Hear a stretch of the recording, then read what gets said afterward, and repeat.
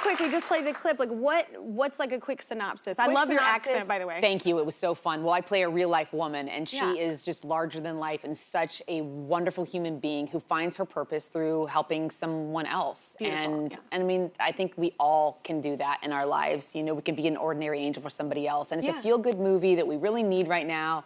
You laugh, you cry. You're inspired. You're inspired, and I love this movie. I really like it. Oh my gosh, I hear it's also medical debt is like a big theme in it, which is a huge crisis. There's a huge crisis. There's a lot of issues. It deals with organ transplants. It deals with, you know, how they save lives, which I'm very partial to, of course, because my father was a recipient of a lung transplant. Yeah. And it saved his life. And medical debt, which, you know, someone's life can be saved, but then you live under this debilitating debt and it's not really living. Yeah. You know, so your life is saved, but then you're like crushed by this. I know, I always say that because even things that happen in my family, like, people can't afford like what it takes to like help your kid or help, and it's like, what if you don't have somebody in your family that can like help you out? Like, what do you do? You have to make a choice. Like, how do you choose? Do you choose a life over, like, if you can't pay for something? And a lot of times parents so won't expensive. pick themselves because they don't want to leave that on the kids as well. That happens a lot of times too. That's true. The debt. That's right. And so the wonderful thing about this movie is they partnered with RIP, which is an organization for each I think every $10 you give, they give 1,000. So if you donate $10, they'll donate 1,000 to help people pay their medical bills. Yeah, which is incredible. It's incrediable. So check it out, please. Yeah, absolutely. Is this right? Do you get nervous like before shooting the first day? Absolutely. Still? Yes. If you, I mean, but you're like incredible. Well, do you get nervous when you get up to sing? No. Never? You know why? It's not ego. It's not that I'm probably gonna screw it up somewhere. I love that. I think it's the freedom of knowing, like, you're gonna mess something up. Build a bridge. Get over it. It's gonna. Well, see, it's not gonna be perfect. But wait a minute. I know I'm gonna mess something up and it's gonna be imperfect, but I have an editor. And I still get nervous. I don't have an editor, and I go out there and I'm like, well, and you can tell too, like, even I just did a couple shows in Vegas, and I was like, you can tell when I mess up. My whole band will tell you this. I turn and I go, okay. Like, that is not the note I was going for. Like, I was like, but I think there's a freedom in that. Like, I feel like I was so, like, rigid with myself, like, when I was younger. Good for you for letting go. That I didn't have fun with it. You've gotta have fun. I wasn't nervous either then, but I didn't have fun, because I was so, like, precise. Yeah, I get it. Classical, so you had to be, like, so perfect. I get that. I get that. But once you let go, it's fun. Yeah, and not to say that I don't have fun. Yeah. Like, I have so much fun in my job, and you have to, because if you're not having fun, what's the point, right? Yeah. And the joy. Bye, retire. Yeah. But I get nervous, I think, because I play a lot of real life people, and I play a lot of movies that are, you know, they have impact. And so you don't want to mess it up. And I take this beautiful script that I've read and I'm like, please don't let me mess it up. Yeah. But it's not like it carries throughout the whole time. It's just like a first day of school jitters. Yeah. So when you're not filming, I hear that you love road trips, right? I love road trips. What's your favorite road trip? Love road trips. Because you drive an RV. It's not like you just hop in. Yeah. I mean, I drive an RV. Yeah. Look at my dogs. Look at my dogs. I miss them so much. I would like to say I drive the RV. My husband is the RV driver. He's actually really good at it. He's not very good at driving other cars. The hubcap will come back missing. It needs to be the size of a bus. Okay. It's got to be big. But then somehow the hubcap is missing on our car, but then somehow he doesn't hit the hubcap. There's not a scratch on the... Yeah. No, on this huge long thing. But yeah, he's a great RV driver, and we have our RV, and we love it. And what's y'all's favorite trip? Like, what's something that was super special for y'all?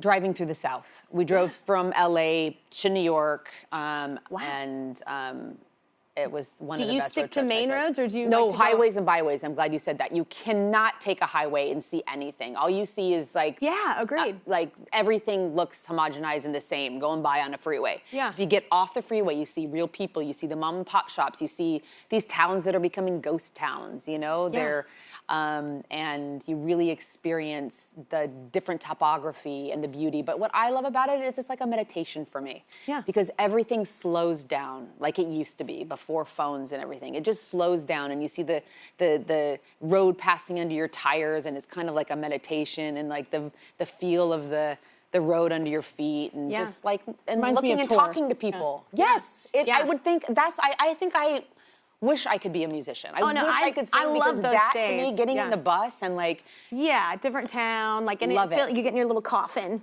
your little, that's what we call them, the little bunks, their little coffins. Yeah, and yeah. But you sleep so well. Yeah, you do. Because the hum of the road. yeah. Hilary's new film, Ordinary Angels, explores a number of complicated issues, among them the crushing medical debt too many patients face in this country. Our next guest is on a mission to wipe out as much of that debt as he can. More than 100 million so far, which is the most incredible thing ever. And it's all in memory of his late wife, Casey. So everybody welcome Andrew. Hi, Andrew. Meet Hilary. Hi.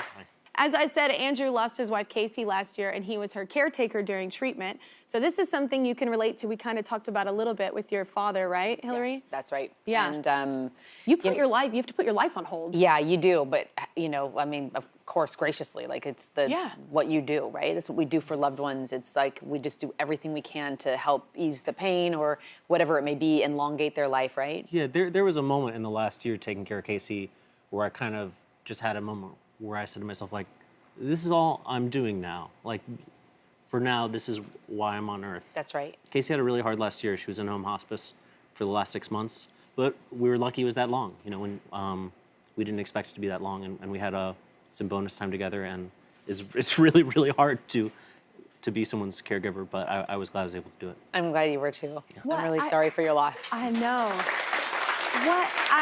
I'm gonna get to the year actually, because you were actually told it was only gonna be like weeks, right? Yeah, when Casey went into home hospice, her doctor told her she had weeks to months, and another doctor pulled me aside and said, I just don't see how this could be months. You know, I think this is weeks.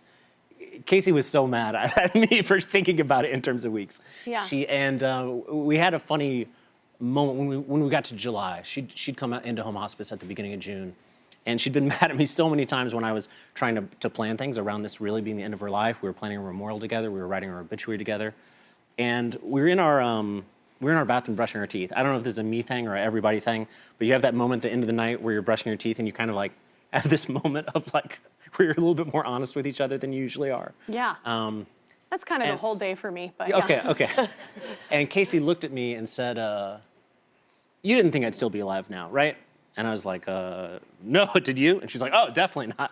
Oh. So, you know, she's holding both these things in her head. Yeah. You know, this hope that she's going to be here as long as she can for me and Grace, our daughter. Yeah. And she's also looking really honestly at what's going on with her body and her life, and knows that she didn't have a lot of time left. Yeah. Well, I know we started at the end, but I do want to go back because what was Casey like? She was extremely, extremely funny. When I met her, I just thought to myself, like, man, I wish I could date a girl this smart and this funny. I met her through a mutual friend at a coffee shop in the West Village. Yeah. We were married in 2015, and it was in 2019 she was diagnosed with late-stage ovarian cancer, which just has a very, I mean, if you know much about ovarian cancer, it's a very, very cruel disease.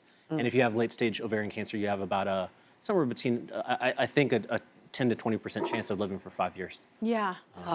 Can you tell us also how you tackled the medical debt? So we Because that's so inspiring how much you've helped raise to help other people. Yeah. I'm blown away by your story and Casey's story. Yeah. So it was so we had Grace in April of 2022 through surrogacy, and it was a very difficult time because Casey, the week Grace was born, Casey almost died and had a life-saving surgery, which again is awful in that moment, and then you look back and think, I'm glad we had that time. Yeah, absolutely. But it was around the time that Casey went into home hospice. Casey and I had seen a video floating around, like a viral video on the internet, of a church in Western North Carolina, near where I grew up, that was destroying, I think, $10 million, $30 million in medical debt through RIP medical debt. And Casey and I just thought this video was so inspiring. There's confetti. Yeah. They burned the debt, all the spreadsheets, and an offering plate. And that was in March. And Casey and I just said, you know what? That's going to be one of our monthly donations. Every month we're going to, set up a recurring payment because this is so great. When you're, Casey and I just had an aura of protection around us during Casey's cancer treatment. We didn't struggle with medical debt. Her insurance, we had our insurance through her, was so good. She was a children's book publisher at Penguin Random House. But you meet so many families, so many people that are choosing whether they're going to be treated, that are saying, well, I'm gonna get treated, but I might lose my house. I'm losing Which the is inheritance. not a choice that anyone should have to make. It's miserable. You're saying like, Save your life, but then you're homeless? yeah, well, how old am I? Should I get treatment if I'm 60? What? Right. So we were impacted by so many of those people and so many of those stories on people we met, people on cancer forums, people on cancer Instagram meme pages. So we were really inspired to give to RIP Medical Debt. And when Casey was going into hospice, we had a talk, and we were planning her memorial, and we said, what if your memorial is going to be extremely sad. We're not going to pretend it isn't. Yeah. Is there some way we can make your memorial a little joyous? And we decided that we would call it a debt jubilee. And you know, jubilee is an old word that it's a year that your debts are forgiven. So we said we're gonna raise some money, and at your memorial service we're gonna burn it up.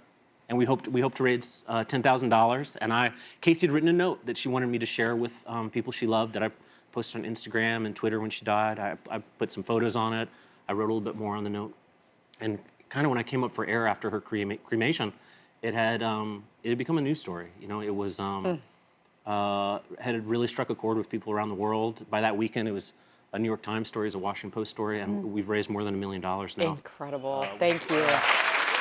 So Andrew, you've partnered with RIP Medical Debt. So how exactly does it work? Because it's exponentially more than the money that's raised. So people who have medical debt, what is happening, and this speaks to how crummy medical debt is in our system, that this can even happen, is your medical debt, eventually your hospital gives up on getting you to pay it. And they sell it to someone and say like, well, do you want to buy this medical debt for 10 cents? And then maybe you can collect 15 cents on the dollar on it. So RIP Medical Debt just were people that came out of that industry that said, what if we bought up that debt, but just didn't try to collect it? What if we bought up that debt and just destroyed it? Yeah. So they're buying up medical debt for about a penny on the dollar, about, you know, a dollar is $100. And, you know, we've raised about $1.1 million. And depending on the debt market, they've sent out letters for the first $300,000 we've raised. And it ended up being not $30 million, but more like $45 million. So this could be $150, $200 million in medical debt. Like it but it's all about, it's a market commodity, which, but like I said. People knew that. That's why I love this being on the show, and thank you. I know this is a hard conversation and a hard thing to talk about probably, but it's so important because so many people are suffering, and to know that, like, even me, like, I could donate so much money that would then exponentially help out, like, financially with people, just to help destroy debt for someone, I think a lot of people would want to help. That's right. It's amazing. You initially envisioned burning people's medical debt, right? Like you'd seen at the church, but then you changed the plan. So explain how you celebrated wiping out others' debt. You know, we actually had to move Casey's memorial service. The funeral director talked to me and said, this is going to be a bigger memorial service than you thought it was going to be. Casey had this amazing career. You have so many friends. She's young. So we moved the memorial service to a Quaker meeting house on 15th Street here in New York City. And we got all the paperwork, and just like in bold at the top of every page was like, no fires. Very, very strong and fast. Oh, no. So at first I saw it as a drawback. I'm like, well, okay, we need to do it here, but we got to. And I was really thinking about like, how are we going to destroy this debt? You know, in a way that's fun and creative. And at the same time, I was talking to my very good friend Kelly, who's doing the memorial, and she was looking through everything that was going to happen in the memorial, all the poems that Casey had chosen to be read, all the songs that Casey had chosen to be sung that we'd chosen together. And one of the songs that Casey and I found late in her life, we really found this in the last 5 weeks of her life while she was dying. She would be in bed, and I would just read to her because she couldn't read anymore. And we found this beautiful book that talked about a Stevie Wonder song we'd never heard. We're huge Stevie Wonder fans. It's a song called Come Back as a Flower. And the first time we heard that song, we'd never heard it. While the song was playing, I just thought, we've got to play this at Casey's memorial. And the song was over, and Casey turned to me and just said, we've got to play that at my memorial. And so we knew we were going to play that song, and Kelly said, Andrew, you need to stop thinking about this as destroying debt, because this isn't about debt. It's not about numbers and spreadsheets. It's about people's lives. And the people that are buying debts are thinking about it as people's lives. Yeah. But what you're doing is you're not destroying debt, you're creating opportunity. Casey's creating, someone is going to be able to live in a neighborhood that they weren't able to live in. Someone's going to be able to pay a rent that they weren't going to be able to pay. Someone is going to be able to get an accreditation or do another semester of college or junior college that they weren't able to do. They're going to live their And not life. have to Yeah. They're going to be able to live their life. You're creating Yeah. something. So, Yeah. so Kelly had this idea to bring up hundreds and hundreds of flowers and lay them out on top of the altar at the front of the Quaker meeting. And it was even better Celebrate life. than confetti and a fire and an offering plate. Yeah, absolutely. It's an incredible thing, and we want you to continue Casey's legacy by forgiving medical debt in her honor. So our friends at Urban Stems, who love how you fused flowers to represent the new beginnings her fund is creating, and that's why they're going to donate $5,000 to Casey's page, which should help wipe out another $500,000 of medical debt in Casey's memory. And I'm also going to donate $5, so we'll get to $1 million, because I think it's the coolest thing ever what you're doing. Yeah, people should not have to choose. Yeah, they shouldn't have to choose. Thank you. Oh, we will be right back, everybody.